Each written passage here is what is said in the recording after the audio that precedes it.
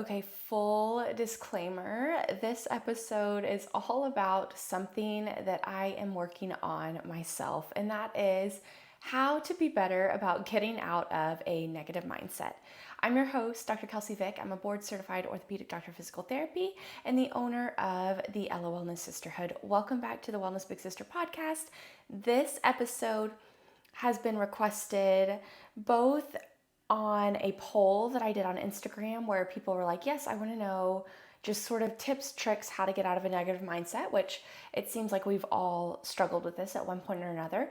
And then it's also inspired by a phone call I had with my actual sister earlier this past week, just talking about how a certain patient interaction that I had, I was very anxious going into it. I was very anxious during, I was very anxious leaving it. And I didn't like how that one particular person had such an effect on my mood throughout like 3 or 4 days, right? And it was just challenging. And so I was telling my sister this, and she goes, you know what? You need to do a podcast on how you help yourself and how just different tips and tricks you rely on to help yourself get out of this negative mindset. And so I thought it was a great idea. One that, again, I'm always working on, but one that was also very applicable to my life last week.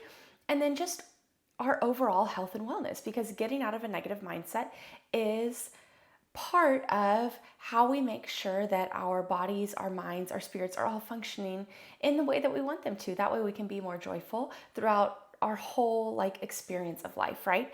And so just a little sort of catch up.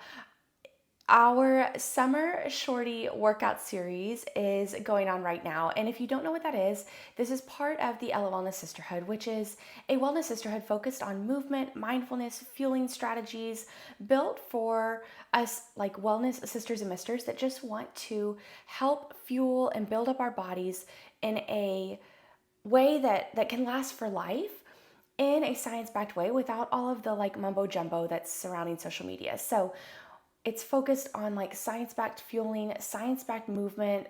All the programming's created by me. And again, as a physical therapist, we learn a lot about muscle physiology, muscle strength, all of it. So that's what the Ella Wellness Sisterhood is. And we're running a summer shorty series, which is 4 weeks of our most loved shorty workouts, which are 10 to 20 minute workouts that they're our most loved and our most taken. Like everyone always gravitates towards these workouts because they're so targeted and super great for when you're in a time crunch. So we're doing a free 4-week series. I'll leave the link in the show notes, but we're starting it in July, so it's going on right now. It'll end around mid to late August. I'm going to give everyone time to be able to do the workouts because I want you to be able to try out the workouts, especially when you're on a summer holiday when wellness and workouts are super hard to stay consistent with. So that's why I'm doing it in the summer, because I do feel like the shorty workouts are perfect for travel, but also perfect when we're short on time and during the holidays, summer holidays, whatever, when we want to spend time with our family, be at the beach, whatever it is. So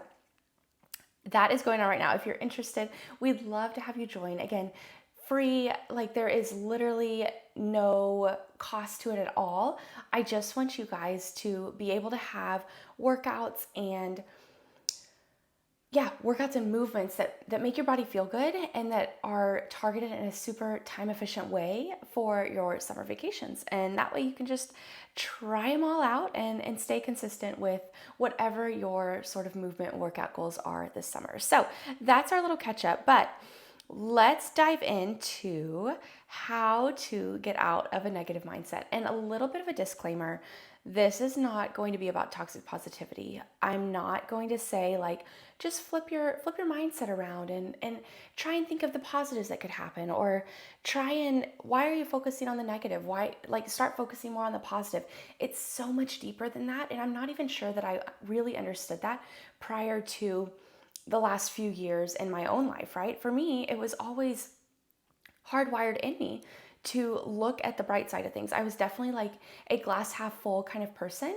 And now that I've been through just harder and harder things, I almost cussed there, but I'm not going to, because then I would have to mark explicit on the podcast thing. But harder and harder stuff, it's easier for me to, I guess, relate to what other people have been experiencing way worse than I have, right? It's just, I don't know, it puts it in perspective because it's not always easy for me over the past few years to be in that positive mindset that my body just kind of was used to growing up because I had like a great childhood, a great schooling career, like all of it. There was nothing that was that hard hitting that happened earlier on to me that is happening like now. So I'm able to have a better perspective on what people talk about when they're talking about negative mindsets and when they're going through sicknesses or illnesses or friendship troubles or whatever it might be, or external situations, job loss, um, just patient interactions if you're a physical therapist or in healthcare, where there's just so many things that can affect it, and it's not all about being positive. And so again, this is not about toxic positivity. This is about awareness and sort of an active approach to managing that negative mindset. And if I've learned anything over the past 2 years or so, it's that this is unfortunately an active process. I feel like prior to the last 2 or 3 years, for me, like I didn't really have to put in hard work mentally in order to help divert from a like negative mindset, if that made sense. So if I had a bad day or something, it was always easy for me to get back on track into that sort of like joyful, positive self that I was just accustomed to. And recently, like again, over the past 2 or 3 years, it's required more of an active effort on my part. And I realize that that's how it is. That's how it's as we mature, as we age, as we experience all of these things that make up life, we're going to experience the good, we're going to experience the bad, and it's going to be work in order to help us not let that negativity affect us physically, emotionally, spiritually, and really work on ourselves and work on that awareness of what we're feeling in our brains and in our bodies in order to help get us back, and especially get me back to a point that I feel that internal sense of joy, that I feel that internal sense of peace. So as much as I'd like to say it's a passive process, I really feel like that has been one of the primary things I've learned, is that it is very, very active. Even if some of the times you can't see physically that someone's undergoing a negative experience or in that negative mindset, it is a very active process in order to get us out of that constant battle of like negativity, especially when it feels like life is just throwing us things one after the other after the other. So, one of my very first things to sort of avoid toxic positivity, and before we start to dive into like just how I approach negative mindsets, and again, this is one of the ways, this is a super application based strategy, but I call it a mindfulness check in.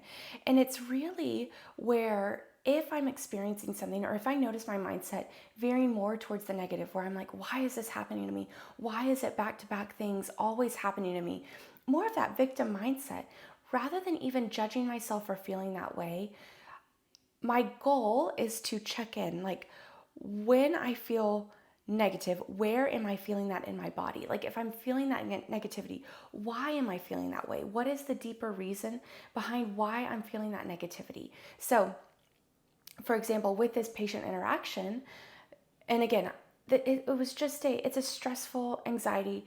You're working with patients of all different backgrounds, of all different stages of pain, as a physical therapist, as a healthcare provider, and sometimes you just get people who are in such a state of pain, physically, emotionally, mentally, that it's hard for them to get out of that situation, and it starts to affect you. And so that's really the scenario I was in last week.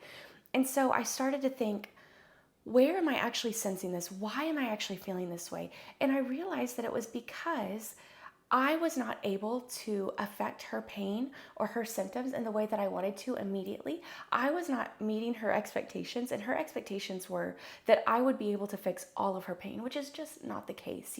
I rely on faith a lot for that, where I like, God, let my hands heal these patients, right? Let my knowledge help heal these patients in whatever way. And for some reason, she had been going through a lot of pain. And so it was a crying experience. Like, she was crying. I wanted to just like cry with her, because it was like, I wish I could have helped in a better way, in a more immediate way. So, but after the fact, it still affected me. And so I was like, okay, why am I feeling this way? And I realized that it was because the situation was out of my control, and that as much as I wish that I could say I can help every patient immediately, I'm not able to. So it was also more of a pride thing where I was like, gosh, why am I not able to do this? Like, I should be able to do this. I am a great physical therapist. I can help people. So it came down to pride and then also like a lack of self-control. But it took me stepping away from that situation, taking awareness of my emotional state, realizing where I was and why I was feeling that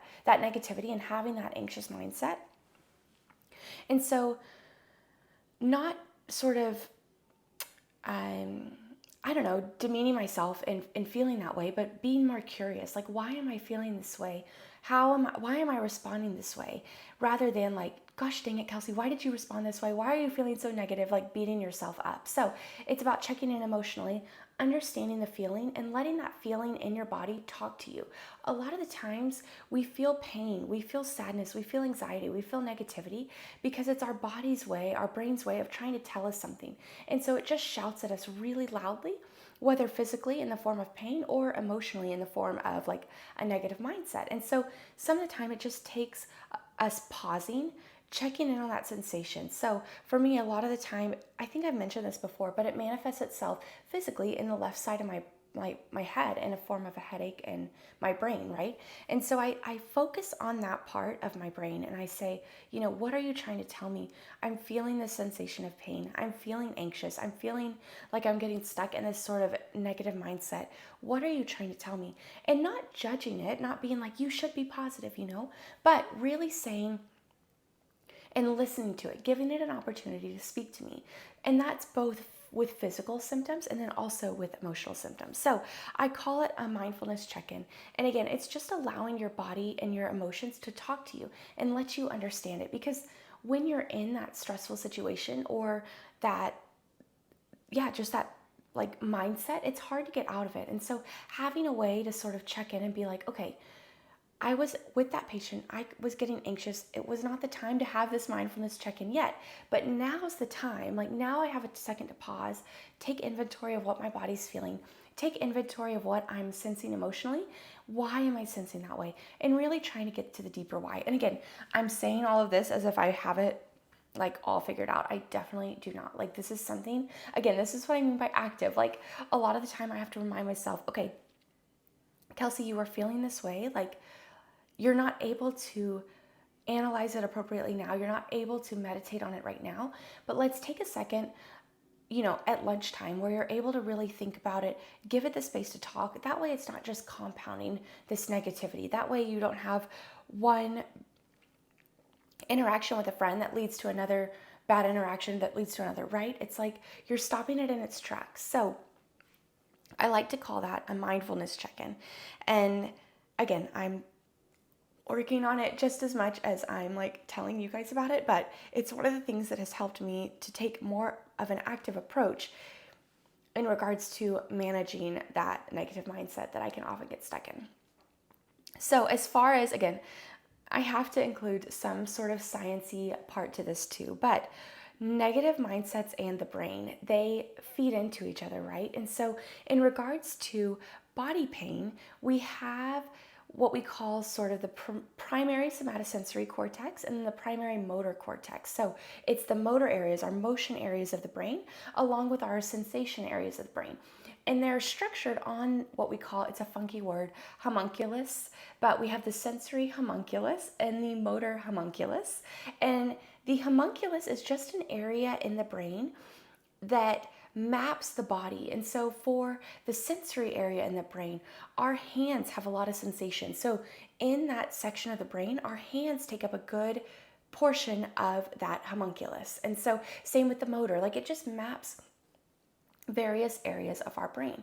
And normally we have these specific ratios. So like our back, the sensation on our back is less fine-tuned than on our hands. So that area in the brain is a little smaller than when we're sensing things with our hands. So the same thing happens in chronic pain, where we call it smudging, where the brain starts to have a little bit of difficulty distinguishing the areas that are supposed to be receiving the signals. So, and it's not signals of pain, right? We don't actually have pain signals. It's signals regarding temperature, sharpness, pressure, all of these sorts of things that the brain then tries to make sense of. And so, if we have this smudging, where the areas start to get a little ombre, they start to blend a little bit more. Then, when our brain is sent these signals, we can start to interpret them as coming from different areas or sensing them from different areas. And so it's called smudging, but it happens in chronic pain, where because we're in pain for so long, usually physically, but it can also be sensory as well, we start to have the smudging of these areas where it's harder for our brains to distinguish where it's coming from. And so it senses it in the wrong area, where you might feel like low back pain is a big component of this. You might feel that you have low back pain, but if you've been in chronic pain for a long time, sometimes that pain can actually be coming from somewhere else, or that signal can actually be coming from somewhere else. And so imagine what this does emotionally too, where our brain just starts to smudge a little bit more. I like to think of the phrase like move it or lose it, right? Or use it or lose it, right? So if we keep traveling these pathways of negativity or of pain, and again, that's not a true pathway, but for the sake of explanation, we'll say that's like one of the pathways. We start to get more familiar with that road, with that highway. And so our body reverts more towards that highway again and again because we're used to it. We're like, hey, we know the direction's home. We know this direction. We're going to go in the form of like this negative mindset, or we're going to go by way of this pain highway or whatever it is. And so it's about taking an active approach to managing those highways that those communication pathways are driving on. That way it's not always going on that pathway of negativity or extreme pain. Again, not a pathway, but for the sake of this discussion, it'll just make it a little bit easier if we can think of that. It's basically our brain is perceiving that as pain. It's not that our brain is getting the signal of pain. So I also, again, this is just kind of the brain component of a negative mindset, but I was listening to a podcast from Godfather Huberman, of course, but he was talking with, I believe it was David Goggins, about consistently doing things that we don't want to do. So I think about it in relationship to, I don't know, if you're training for, or if you're trying to lose weight, let's say, and you really, really, really hate exercise, which is a patient example in this case too. If you really, really, really hate exercise, doing something that you don't want to do over and over and over and over again has been shown to help increase the size of your anterior mid-cingulate cortex, which is in your brain. And it's an area that in people who live for long periods of time, that area is expanded. And so it just allows us to better tackle harder and harder things that we don't want to do. So the brain both can get smudged a little and be affected by chronic pain, but it can also positively be affected by doing things that we don't want to do over and over and over again. And so I'm all about sort of like a longevity fund, right? Like doing things for my body that my future self will thank me for. And so I come back anytime I'm having to do something I don't want to do, whether it's get up really early and work out when I want to sleep a little bit, or if I am really struggling with a patient interaction that I'm nervous about that day, whatever it might be, or if you're really struggling to work out because you just absolutely hate exercise, getting over that barrier will help that area in the brain grow, which will help our longevity. And so some of the time I like to think of like the benefits physiologically and like neurologically that happen when I do hard things, and especially when I'm in a negative mindset surrounding just various circumstances. It's nice to revert back to like, hey, Kelsey, if you get this done, even if you hate it, even if you hate it the whole time, especially if you hate it the whole time, you're going to be adding more and more deposits into that longevity fund. So again, it's not toxic positivity or anything like that, but knowing how the brain changes in response to overcoming barriers and doing things that I don't want to do helps me sort of manage that negative mindset a little bit more. So let's dive into just some specific examples and sort of how I approach handling a negative mindset and getting myself out of a negative mindset in an active way rather than a passive way. And I've already mentioned some of them with the mindfulness check-in, but let's break it down into like getting out like a negative mindset surrounding our circumstances and a negative mindset surrounding our like wellness. That can be workouts, that can be making the right fueling choices, whatever it is. So we'll start off with our external circumstances because I feel like this has a deeper effect on people than wellness, if that makes sense. Like if your loved one or if you yourself are going through significant amounts of illness, pain, things just back to back to back to back, where it just feels like, or you notice your friends experiencing this, where I've been in this situation where one of my friends just had so many things happen to her back to back to back to back that I was just like, dear God, why are these things happening? Why are you allowing these things to happen to her? It just seems like one sort of punch after the other. And she was not able to fully like get up in between and like rest and refresh and sort of help her get back on a positive mindset, right? It's so even from an external perspective, I was just noticing like life just seemed to be throwing her all of these things. And I was like, how is she even standing? How is she able to go to work every day knowing that one of her best friends just passed away? Her father passed away. She got an autoimmune condition. There was just all of these things back to back to back, that a breakup, right? Like all of these things were happening to her. And I was like, oh my gosh, I just want to help her in some way. But as an outsider, I was amazed at how she was able to like take that negative mindset and take those negative circumstances and then turn them around and still function day to day. And so I think that's where this active approach comes in. But I do think negative mindsets surrounding our external circumstances are just so much harder to deal with compared to negative mindsets surrounding like a workout that we don't want to do, right?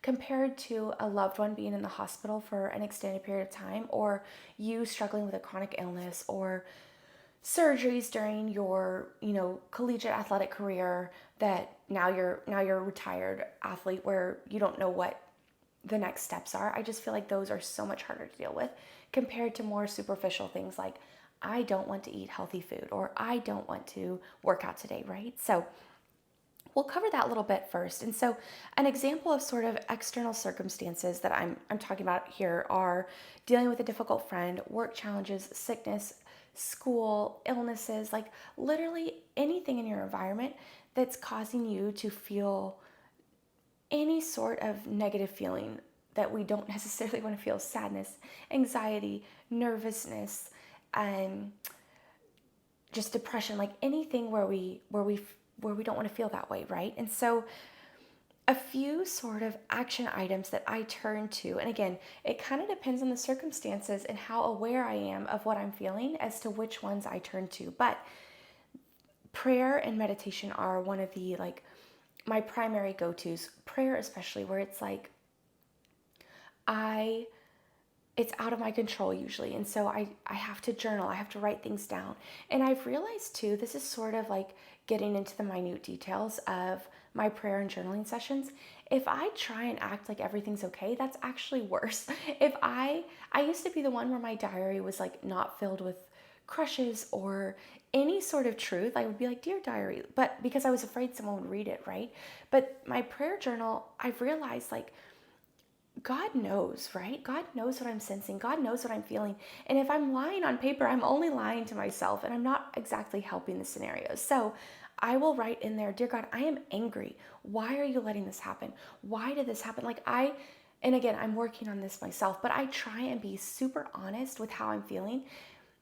And I feel like getting that out on paper really helps sort of clear my mind and start to meditate on what I'm feeling and what he's trying to tell me in this situation. So, prayer, meditation, like a huge strategy for me when I'm in a negative mindset. And again, not judging, but being completely honest with him about how I'm feeling, why I'm feeling this way, and then asking him, like, please reframe my mind. Help me to reframe my mind to be more curious about a certain interaction or to understand what you want me to experience from this circumstance or whatever it is, right? What do you want me to get out of it? Please help align my mindset and align my vision with what you're trying to do in my life right now. And so I think that just starts with being honest, whether that's if you're really good at praying just in your mind, or journaling, which again, I always have to journal or else my thoughts just go all over the place. So that is one of my primary sort of action ways to help get out of a negative mindset. The other one that I recently did, honestly, and it was through the Aura Ring, which I freaking love the Aura Ring, you guys. But they had these meditations on the app, and one of them was intention setting for the day. And so I was having a lot of anxiety surrounding, like, again, that patient interaction that I was having. It was before all of this happened. And so I was having a little bit of anxiety surrounding that interaction. And so I turned on this meditation, and it really helped. It allowed me to set my intentions for the day in regards to like words or feelings that I wanted to look for or experiences I wanted to have that day. And I believe I set my intentions as joy and presence. So finding joy in each moment and then also being present in each moment. And so by having those intentions set early in the day, I was better able to focus on it throughout the day and not let an experience that might have caused me like significant amounts of stress and anxiety get to me as much, because that was not my intention for the day, right? My intention was to find joy and to be present in all circumstances. And so that was a more recent one that I found like really, really helped me, was simply like saying and just going inward and being like, my intention for this experience, this circumstance, this conversation with a friend, whatever that might be, is joy, is presence, is curiosity. For example, if it's a friendship struggle that you're having where y'all are not on the same page and it's a really close friend of yours, approaching that with curiosity, not like I'm right, she's wrong, or whatever. It's like, okay, how is she feeling and how can I help get us on the same page so that our friendship is not affected by this experience? And so I think setting that intention again before the day, if you have sort of nerves surrounding the day, or before a conversation, an experience, a practical, a test, whatever that is. So I think that just helped me really recently, like this past week. The other thing is auditory alarms or visual alarms for that mindfulness check-in. So again, I said it's a super active process. And a lot of times if I say, okay, I'm going to do this mindfulness check-in later today, or I'm going, oh yeah, I can pray later in the day, and I don't have that visual or auditory cue, oftentimes it'll get pushed under the rug because it's not a deadline that I have set necessarily. It's more of an internal thing. But showing up for yourself internally is just as important as your external deadlines. And so I think having that auditory or that visual alert system to say, hey, remember that patient interaction that you had earlier where you were fearful, anxious, nervous, sad. Now's the time to check in on that. Set an alarm for lunch, set an alarm when you know that you'll have 5 or 10 minutes to give that experience space to speak to you. The other thing, and again, this goes back to this patient experience that I had, is communication, right? And getting it off your chest. So for me, that looks like talking to my husband, talking to my sister, like what I did when I had that sort of negative mindset surrounding that experience. I was like, Emily, it is eating me up, and I hate that it like is affecting me for multiple days. And she's like, Kelsey, you need to write a podcast episode on this because I know that you'll have some tips and tricks to get out of it. And so, but communication, like getting it off my chest and verbally telling someone, like, and understanding like, hey, I'm feeling this inside. I hate that it's affecting me this many days in a row or this many hours. I need to get it off my chest. And that really helped get me over the hump, because I don't want to give that experience any more time than that hour or hour and a half that I had to prepare for it, right? There's no use having it stress me out when I can't even control it. So getting it off your chest, I feel like really helps. And I always think I've learned this through a lot of just sort of relationship books and mindset books and self-help books, of course, but I feel like the more you keep things internal, the more the devil can get a grip on you, right? And if you bring it externally and put it out in the open, it sort of, in my mind, like releases his grip on those thoughts for me, right? So if it is that patient experience, it's like, if I let it just fester in my brain, it would have grown and grown and grown, and no one else would have been able to help me sort of expand and release his grip on my mind. And so getting it out in the open, I really do picture the grip just releasing, right? Where I'm not letting it affect me anymore because I'm telling someone about it. I'm telling someone, I'm being vulnerable enough that I am in a negative mindset to tell someone about it. and to not let him use my sort of pride in keeping it to myself against me. So, getting it out in the open, communicating when you are in this negative mindset or what you're truly feeling, I do think really, really helps. And then lastly, especially with negative circumstances, therapy, like professional help. Never, never, never be afraid to contact someone or get someone else's opinion, an external person to the situation who has knowledge and education and experience surrounding how to get someone out of this negative mindset or how to help them actively reverse all of the sort of thoughts and patterns that they found themselves in. I know it has significantly helped me over the past, gosh, maybe 8 months now or so, but it's just super duper active and super duper like exhausting and fatiguing to try and rewire your brain, but it is so, so, so beneficial. And I really do feel like that's why I have now been better able to understand myself, my mindset, my emotions, and how active I have to be in regards to not going down into a spiral into that negative mindset. And so, yes, it helps substantially, and never, never, never be afraid to put that effort in and put that work in for yourself and put that money, that financial, like, find like money down to help your own mindset, right? So I just, yes, I cannot overstate that enough, I guess, if that makes sense. Yes, I cannot overstate that enough, that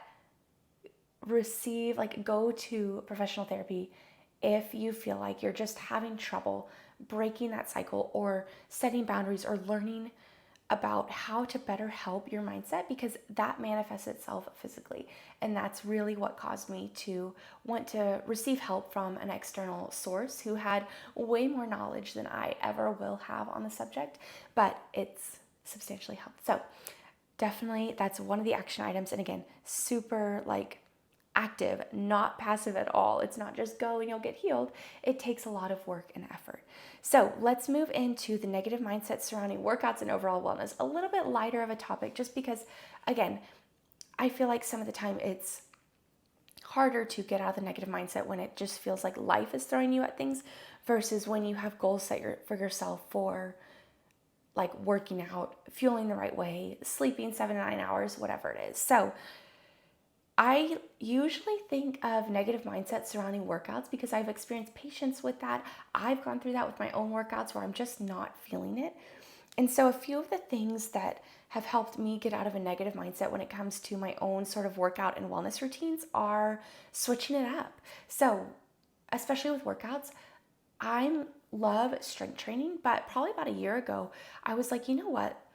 I'm through with my strength training routine. Like, I am not motivated anymore. Let me switch it up. I switched it up consistently for probably about 4 to 6 weeks with just Pilates. And then I had this renewed sense of confidence and renewed sense of energy in my own workouts. And I was better able to mesh the two together. And so now I sort of have the right balance where I'm not getting burnt out on one or the other. And so I added in running too recently. So switching things up or changing it with the seasons, I feel like helps too. Like in the summer right now, swimming, right? I always like swimming in the summer and doing my old swim team workouts, but switching it up really, really helps. The other thing that helps is setting a timer for me, is setting a timer for like 5 minutes, especially if I don't want to do it. I'm like, okay, let me just set the timer for 5 minutes. Let's see what we get to. And if I don't want to after it, that's fine. My body's not into it. And I'd say probably 90% of the time, I actually end up finishing the workout. And so something about just getting over that hump, I feel like when I was applying to PT school and applying to college, and you have to write all of these essays, they were like, okay, set a timer for like 5 minutes, write your essay, and if you're not feeling it, if the ideas aren't flowing, stop and come back to it. And so I approached it the same way with workouts when I'm having a hard time sort of deciding what to do or just having a negative mindset surrounding a workout.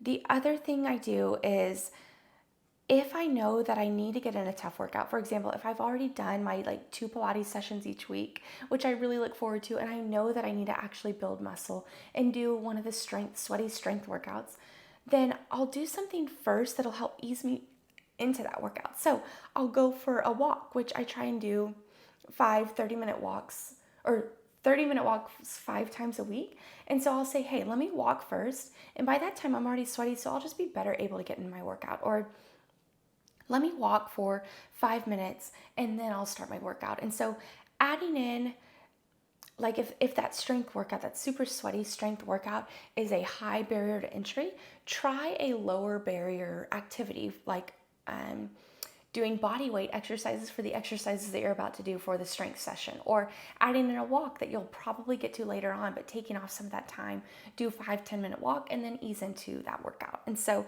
that's really helped me. So I have on here, it's like bargaining with myself, like, okay, Kelsey, if you do a body weight set, then you can do the heavier strength set, but you got to warm up first. So if you can do something with a lower threshold to entry, it can oftentimes help you reach that like harder, heavier entry point, if that makes sense. This also works for me with runs. Like if I really don't want to run, sometimes I'll say, okay, Kelsey, just 3 hill sprints. That's all you got. That's all you have to give me. And then by the time I do 3, I'm like, okay, well, my goal really was 10. Let me get 10 in.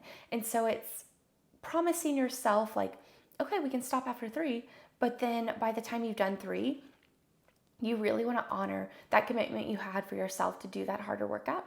And so then you're better able, or you're more likely to do it. So that works for me. But the last thing when it comes to negative mindset surrounding like all of wellness is finding that deeper why. And I feel like I have a few episodes on this, definitely a few blog posts. Like I'm super passionate about this, but finding that deeper why, like why you are actually wanting to move your body, why deeper than like aesthetic goals or because I was told to or because Kelsey says it's good for me, whatever it is, like find that deeper why. And for me, it's so that I can keep my body as healthy as I can for as long as I can, so that I can ski when I'm 90, get up and down off the floor really easily to play with future grandkids or great grandkids. So that is my deeper why. And I look at each and every little workout, water, fueling, as a way to add to that longevity fund. And so I feel like having that deeper why, whatever that means for you, is something to rely on when you're stuck in a negative mindset surrounding any sort of wellness habits. And it's really helped me, especially when I'm just in a sort of workout or wellness rut.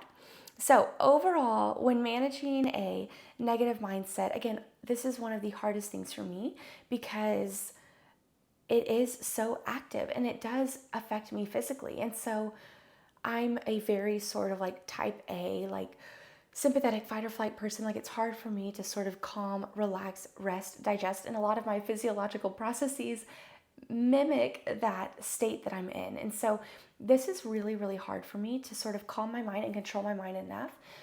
But I am getting so much better. And I've realized that it is such an active process where having these visual cues, having these auditory cues, having these moments of like actually setting a timer and checking in with my body and checking in with my emotions, it really does help so much. So having those routines that we can rely on when we are hit with a negative circumstance or a negative mindset, that's really what we have to fall back on. And so before we even have that interaction or have that circumstance or have that propensity towards a negative mindset, having those routines built in where we have these sort of weekly check-ins with ourselves, these weekly or daily sort of mindfulness check-ins or workouts or wellness routines or whatever, that we're like, okay, this is why I'm doing it. Being proactive about managing that negative mindset or giving space for when you feel that negativity to sort of check in and understand where that's truly coming from.